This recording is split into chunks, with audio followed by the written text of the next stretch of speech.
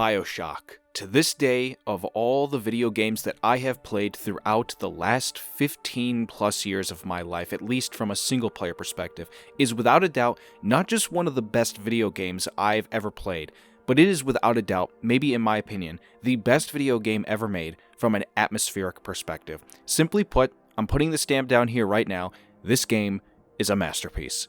For a video game that came out back in 2007, 16 years ago, it is astonishing how well thought out this game is. To be clear, this is also coming from somebody who has yet to play the next two games in the franchise, so for all I know, I could be changing my tune on how I feel about that idea of how atmospherically great each game is. I've heard people say that the second game is the best one, and I certainly can't wait to jump into that. I managed to snag a great deal with these games as I got the remastered collection for just $10 on sale. I knew it was a great deal, and I haven't played either of the games, so I had to get it. And after playing the first game, I am so glad that I made that decision. The original BioShock truly is one for the eye, and for every second that I was playing the game, I just couldn't help but be amazed at the world that was built by the developers at 2K and Irrational Games.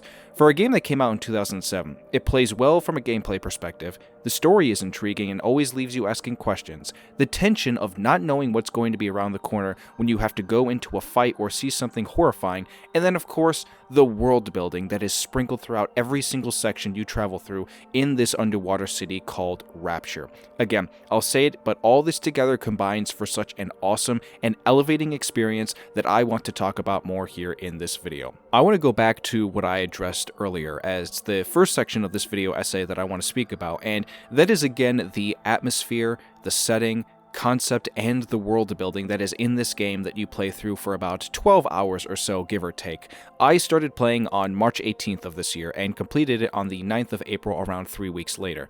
Granted, I was not able to play every single day and only played it in small amounts each time, but I did manage to get through. Regardless of all that, I still managed to get through well enough to where I enjoyed it every single second. This is truly one of the most original pieces of entertainment media I have ever gotten the chance to experience. It doesn't matter what part of the game that originality comes from. Hell, even the main menu is truly original, and I'm honestly kind of surprised that more video games don't take up ideas based on what the main menu of the original BioShock does here with this. When you scroll up and down the various options in the menu, it plays piano keys based on the game's music.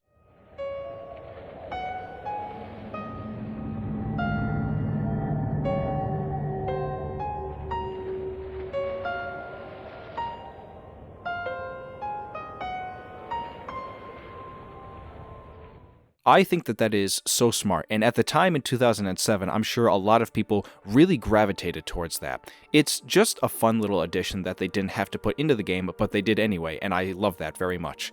This also speaks to the next thing, which is around the concept and setting of the game, and man is it a good one. The idea of this game taking place in 1960 in a more re-envisioned look on the world and more of a science fiction dystopian sense was really interesting. In the beginning of the game, you are inside of a plane which crashes in the ocean seemingly right next to this underwater city called Rapture, which was constructed in the 1940s for the elite of society to kind of go and spend time and have its own society-like system to it where there's a government and there's people living inside. As you explore the city, you come to find that there has been a war raging between some revolutionists and the head guy of Rapture, Andrew Ryan. This Andrew Ryan guy had been also secretly doing some experiments with gene-altering substances that he discovered, which he called Adam. This led to the creation and usage of what is called plasmids in the game, and basically they are things that allow you to be mutated and given powers. That is ultimately the foundation of how your main character Jack is able to traverse around the city because he himself experiments with these plasmids in order to fight off all the different enemies that he comes across. Basically because of Ryan's tyrannical rule over the people where he wouldn't let them go to the surface and he was very strict on the government policies, that is what eventually created the revolution. And so what you see when you're traversing around the city is the war-raged looks of what came from it when the revolutionaries rose up against him. Again, it is very dystopian in look, but also dystopian in feel, and so you are horrified as to everything that happened to Rapture because, for one, you don't know what to expect, and this is all completely new to you, the character Jack. The entire city is just filled with these things called splicers, which are the mutated, disfigured, and plasma-enhanced humans that went to war with each other. So right there you have the concept and setting. Now, atmospherically, I want to talk a whole lot about this because for me this is ultimately the best part of the game, and it is the one thing that kept me interested when playing, because to me, when it comes to a single-player driven video game, I feel like you always have to be able to establish what the world is that you are in. That is so vital to keeping the player interested, but also making the feel of the game like something that you can either enjoy or be infatuated by because it is horrific in nature, such as this one here with BioShock. Everything around you, from the architectural design of the buildings, including the inside of them, to the way that these people that lived inside the city act and sound through their dialogue and mannerisms, to the weapons that you use, where even though some feel dystopian in look and design, also have that feeling of old school like guns and weapons, and to the very music, of which is a very vital thing to this game. It all just feels so authentic to the time period that you would absolutely not be mistaken to think that you were living in a time like the early 40s, 50s, or 60s for that matter. There are so many areas of the city that are different from each other. There are luscious areas filled with plants and wildlife, areas that are used more for the entertainment purposes of theater and so on, and of course your governmental levels where the higher-ups stay at. The color and vibrancy is also very apparent here, and even on the remastered version, I found it to look even better than I would have thought possible. I would absolutely recommend people get the remastered version to get that more upgraded feel. And again, this doesn't take long to sit with you because the minute that you are inside of Rapture, you can see it, feel it, and hear it all around you. In some cases, it might also be nauseating at points because of how much it hits you over the head with that atmospheric tone. There's always something good with the sound design, there's always something to look at that really takes you in. It's just so good when you are able to just walk through each and every level that you go through. Not to say that that is a bad thing in any way, but in some cases it was so well laid out that I never once felt that it was overdoing itself or not doing enough to make it feel lived in from that point of view of the player. In many ways, I'll say it this way, and I'm sure some will understand what I mean for those who have played the game, but the atmosphere, concept, and the setting in their own ways are maybe the true main characters of the game other than who you play and the villains. There is more character in the world around you than there is in the people that you have conversations and dialogue with, which are very far and few between. The city of Rapture is a character, the music is a character, the plasmids of which give you your powers are basically their own character, if you are all catching my drift on this one. Speaking of which, that's actually a perfect segue to the next part of the video essay, which is now to talk about those actual characters that the game has, which again, like I said, are very few in number. For the most part, the two that you are following, at least from the beginning all the way up until the end, are you yourself, the character of Jack, and then also the guy who is helping you along with your journey, which is Atlas. The character of Jack is pretty much a nobody, and even when I was doing research for the lore of the game, even after playing, you still come to find out that he's basically just a regular guy who was flying on a plane, and when it crash landed next to the lighthouse of the city of Rapture, he was the only one who had survived, and so for him, there's nothing he can do, there's nowhere he can go, there's no one he can get in contact with in the outside world, and so he's basically forced to traverse his way around this underwater city, not only to find answers of what had happened, but maybe to help get him back to the regular society that he was used to before. The only real true arc that the character of Jack has is when it comes to the very end of the game, where the big twist is revealed, but we'll get to that in a second when we talk about the story. The character of Atlas is certainly one to discuss, and I'll be fully honest with you all, I did not see the trajectory of where this character was going, and I certainly was always asking myself questions as to who he was, and never once did it occur to me the reveal of that character, and of course, if you've played the game, you already know what I mean. The thing about a character like Atlas is that he's always trying to help you get through your journey, and he comes off as being the good guy in the situation. He talks about the fact that he was the one who led the revolution against Andrew Ryan, he always is there to help you, and he always speaks with such cadence with regards to his words and phrases, particularly the most famous one of them all, which is the phrase, "Would you kindly," which is the phrasing of which incentivizes Jack to do everything he can at the command of Atlas to help get through the city.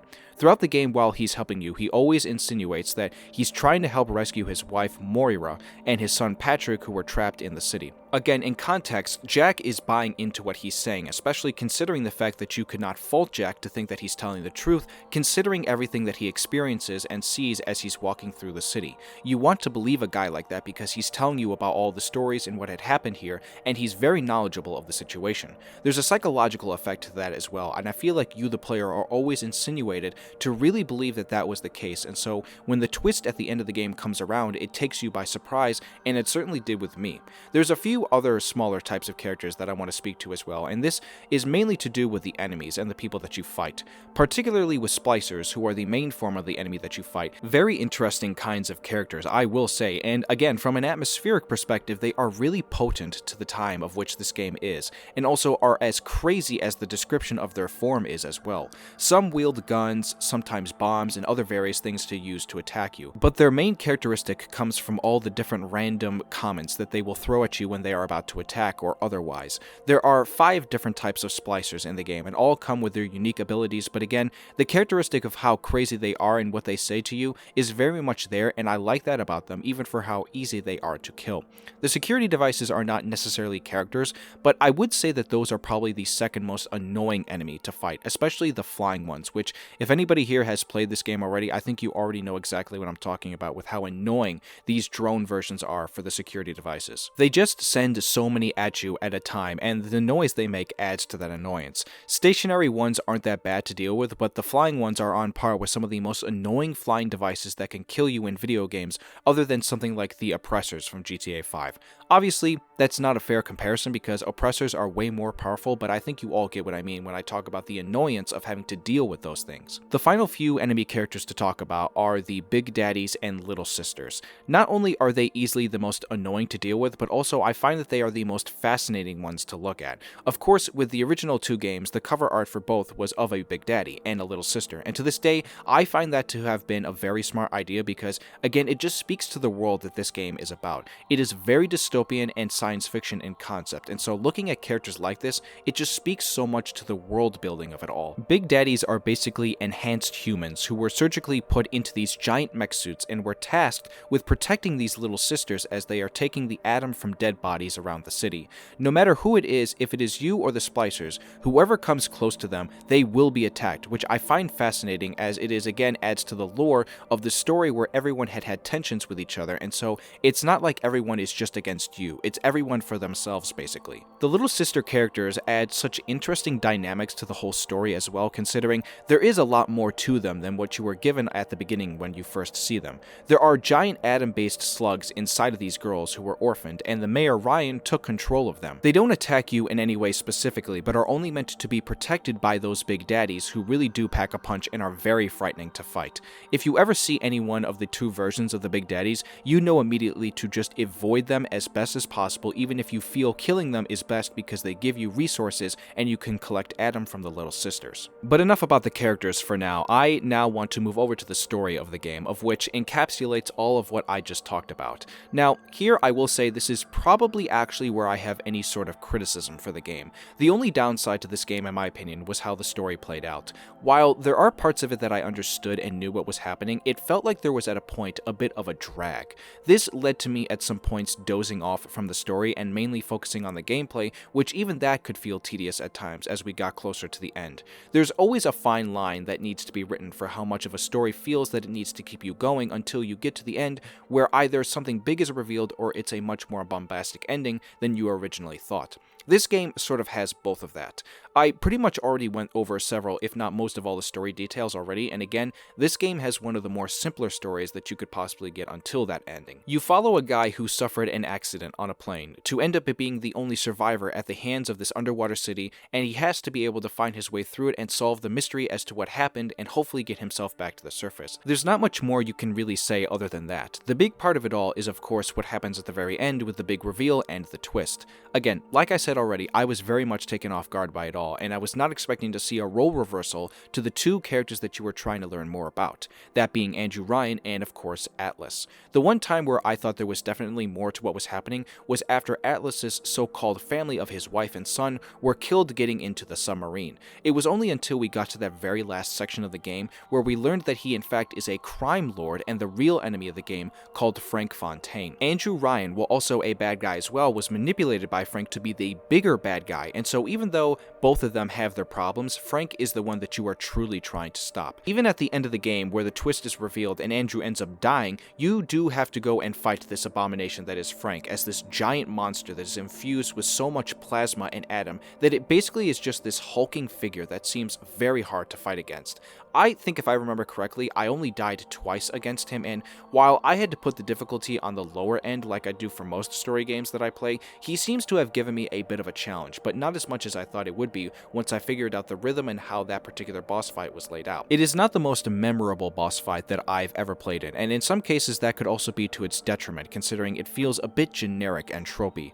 I can't tell you guys how many times I've seen a story in entertainment media where this kind of thing happens. There's always somebody who goes crazy and does experiments on themselves, and they end up being the one that you have to fight in the end. So for me, if I'm grading this game down to the two things that I found just a slight criticism in, it would be our final boss fight, and then just the way that the story as it is tailed off towards the end, and because it felt like I was going down a path where I wasn't really as invested, but overall they didn't detract from my overall enjoyment of the game.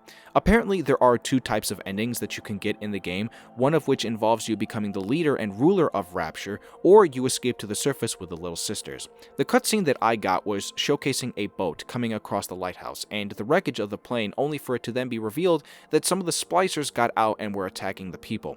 Speaking of Little Sisters, there is a plotline with that as well that's woven into the story around this character named Bridget Tannenbaum, who is the so-called mother of the Little Sisters. She cares very much for them, and at the end of the game, after you were left unconscious from Frank Fontaine, you are awakened in her safe house where all the Little Sisters were residing in after being saved. She does not play as big of a role in the game as the other characters do, but that was just a small plotline that I thought was interesting. To get back to the ending of the game, now, as of me making this video, I have yet to start up the second game, but by the time you are watching this, I probably will have started it up already, so I don't exactly know what's in store for me in the next game, although from what I hear, Jack does return, so I'm keen to still continue my journey with this character. Now we are going to get to maybe my favorite aspect of the game, other than of course the atmospheric part of it all, and that is the gameplay. Aesthetically, this is one of the more pleasing and fun forms of gameplay that I've ever had from a video game. Everything that you can use to kill people is so satisfying, and yet when you are participating in gameplay that doesn't involve killing, that is also equally as satisfying. In particular, one of the things that I find to be the most fun about this game is that you are able to do things other than just kill. For example, the idea of hacking, which is very prominent throughout the game. You can basically hack anything you want with limitations on a few things, but when you are in the process of hacking, it's such a great way to make you use your brain. It is a time-based system where you have to put parts together to trace a fluid simulation all the way to doing things such as hacking a camera that will send flying drones at you, or even trying to open up a safe box that's filled with important loot. Speaking of loot, that is actually a very key part of the game in terms of your ability to collect resources from the enemies you kill and from the places that you travel through. A part of this loading system is also a crafting system, which I found to be awesome to explore at every chance I could get. You do this at machines called U-Invents. It gives you many different types of combinations to pair up with regards to loot to create things like ammunition, healing packs, and also the stuff that you use to put plasmid into your body. There are other various different types of vending machines that give you different things to do with said loot as well. On top of that, each of these vending machines also has a personality to itself that is very much connected to the atmosphere and the tone of this world that you see in Rapture City.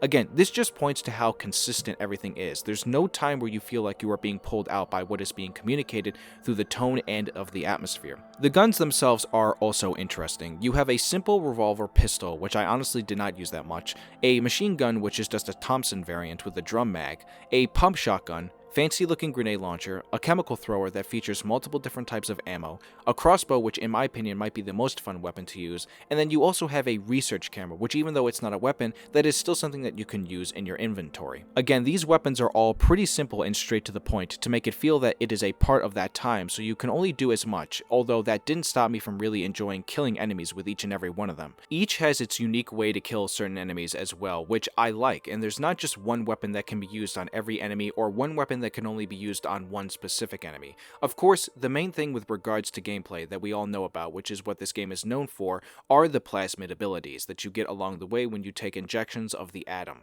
That is why you play a game called BioShock. This was such a fun gameplay mechanic to add into the game, and even though I found myself not particularly using every single one, I still found that this to be such a fun way to play the game. Electrobolt was particularly my favorite because you shock enemies regularly, and also if they are in water-based systems, you can do it through there as well to kill them. Just such a satisfying gameplay mechanic all around. Ones like Telekinesis and Incinerate were also pretty fun to use, and again, this just offers for such great replayability in terms of you, the player, being able to pick what you want to do. To me, that is such an important mechanic to add into any type of video game, no matter if it's single player or multiplayer. You have to let the player be the player. If they want to make a choice on something, you have to let them do it. I'm really glad that the systems in this game are free and open for you to basically do whatever you want, even with some limitations on certain things. But those limitations don't bother you from doing certain things. It's just a progression and earn-based system that you have to become accustomed to as you continuously play the game.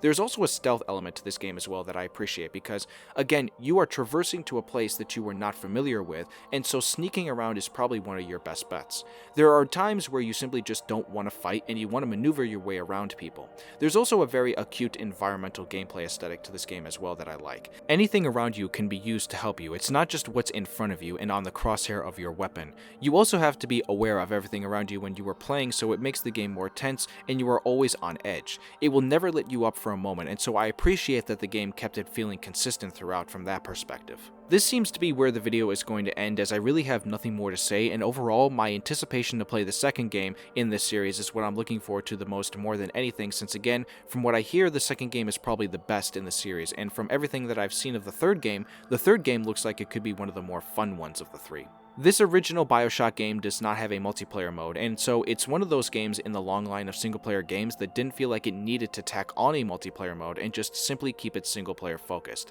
I actually don't even know how you could have done a multiplayer with this game, and so I'm glad that they just stuck to their guns on this one and kept it single-player driven. Overall, this game to me is at its best when it's breathing with its originality and simplicity and atmospheric tone that breathes life into the game at every second. The science fiction and dystopian elements also play a vital role in how interested in it I was. I love science fiction, and so this was such a cool way to take that genre and create a fascinating and intriguing video game.